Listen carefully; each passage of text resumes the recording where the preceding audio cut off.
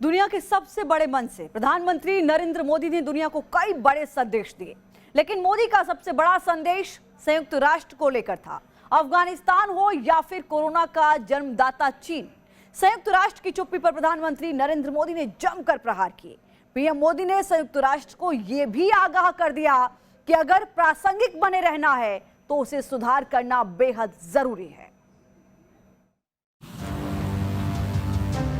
Great pleasure in welcoming His Excellency Narendra Modi.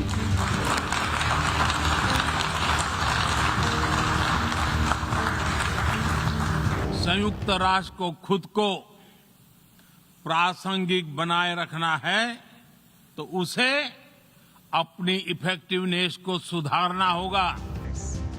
वही अंदाज, वही तेवर, एक एक शब्द नपे तुले, लेकिन घेरेबंदी दुनिया के उन देशों की जो या तो आतंकवाद के लिए कुख्यात हैं या अपनी विस्तारवादी नीतियों से दुनिया के लिए खतरा बन गए हैं। संयुक्त राष्ट्र महासभा में दिए 22 मिनट के भाषण में पीएम मोदी ने अफगानिस्तान से लेकर पाकिस्तान और चीन को जमकर लताड़ लगाई।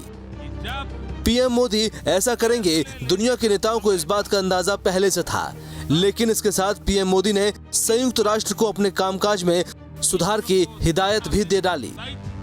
भारत समेत कई विकासशील देश संयुक्त राष्ट्र के ढांचे और कामकाज पर सवाल उठाते रहे हैं। ऐसे में पीएम मोदी ने चुन चुन कर संयुक्त राष्ट्र की उन खामियों को गिनाया जिससे उबरकर दुनिया का ये सबसे बड़ा संगठन न केवल अपनी प्रासंगिकता को बनाए रख सकता है, बल्कि ज्यादा प्रभावी ढंग से कामकाज कर सकता है। भारत के महान कूटनीतिज्ञ आचार्य चाणक्य ने सदियों पहले कहा था, कालातिक्रमात् कालातिक्रमात् काल एव फलम पिबति।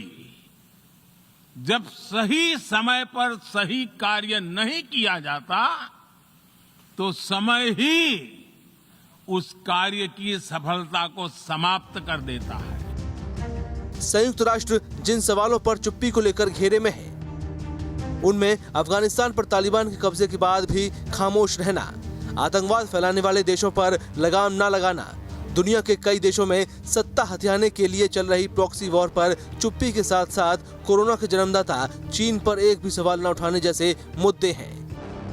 चीन ने दुनिया को लाखों लोगों की जान लेने वाला और अर्थव्यवस्था तबाह कर देने वाला कोरोना वायरस दिया है, लेकिन चीन की इस हरकत पर संयुक्त राष्ट्र की तरफ से एक भी बयान नहीं आया।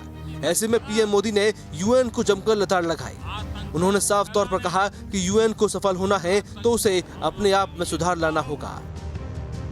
संयुक्त राष्ट्र को खुद को प्रासंगिक बनाए रखना है तो उसे अपनी इफेक्टिवनेस को सुधारना होगा, रिलायबिलिटी को बढ़ाना होगा।